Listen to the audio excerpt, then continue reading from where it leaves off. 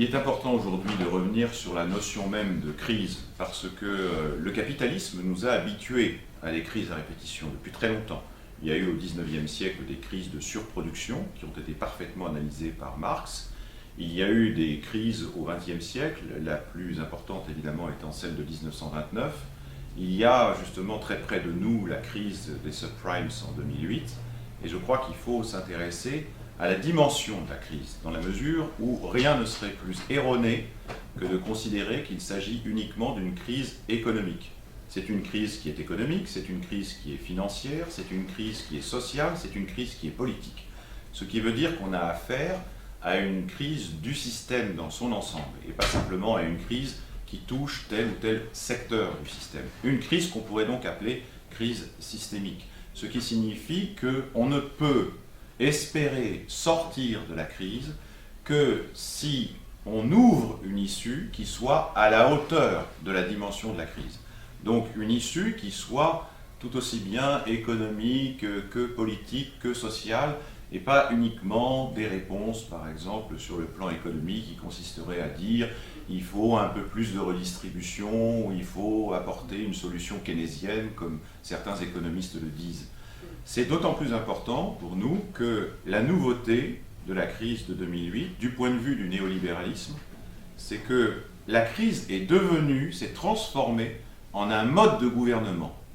Et il y a là quelque chose d'assez remarquable. D'habitude, la crise est vue uniquement comme étant une rupture, quelque chose de négatif, qui vient, comment dirais-je, perturber un cours plus ou moins équilibré et plus ou moins harmonieux. Là, ce n'est pas du tout comme ça que les choses se sont passées.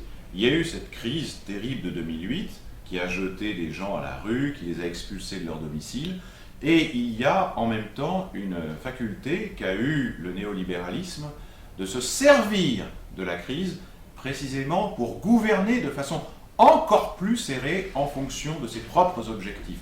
Imposer aux populations une espèce de discipline de fer, imposer aux populations et au gouvernement d'ailleurs une discipline de fer. Donc je pense qu'il y a une idée qui est très importante, qui est l'idée de la crise comme mode de gouvernement. Alors, pour aller dans le même sens, je crois qu'il faut dire que dans une certaine tradition, disons marxiste, on a pensé la crise comme finalement ce qui permettrait de dépasser le capitalisme, au fond dans l'horizon d'un effondrement final, terminal du système capitaliste. Or, nous voyons au fond qu'il ne s'agit pas de cela exactement, y compris lorsqu'on considère les crises de 29 ou la crise de 2008.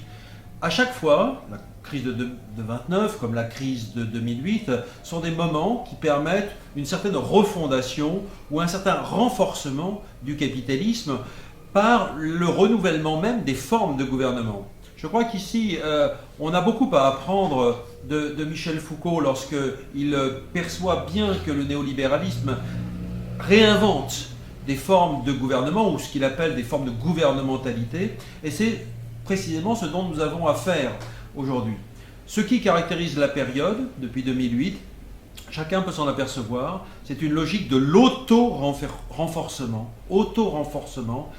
du néolibéralisme, contre tous les pronostics qui avaient été faits après 2008, où chacun allait de son mot pour dire que le capitalisme devait être moralisé, civilisé, contrôlé, etc. Rien de tel ne s'est passé. De plus en plus, la crise ou les phénomènes de crise apparaissent comme des points tactiques, des points d'appui tactiques pour une stratégie systémique, une stratégie globale de domination. Et plutôt que de parler de crise, ne faudrait-il pas plutôt parler de guerre? De guerre, au fond, c'est-à-dire avec toute l'implication stratégique que cela, une guerre qui mobilise des forces oligarchiques qui tentent de faire reculer de plus en plus ce qui avait été conquis par le salariat organisé au XXe siècle. Et donc aujourd'hui, je crois que l'idée de crise est tout à fait fondamentale, mais doit être retravaillée.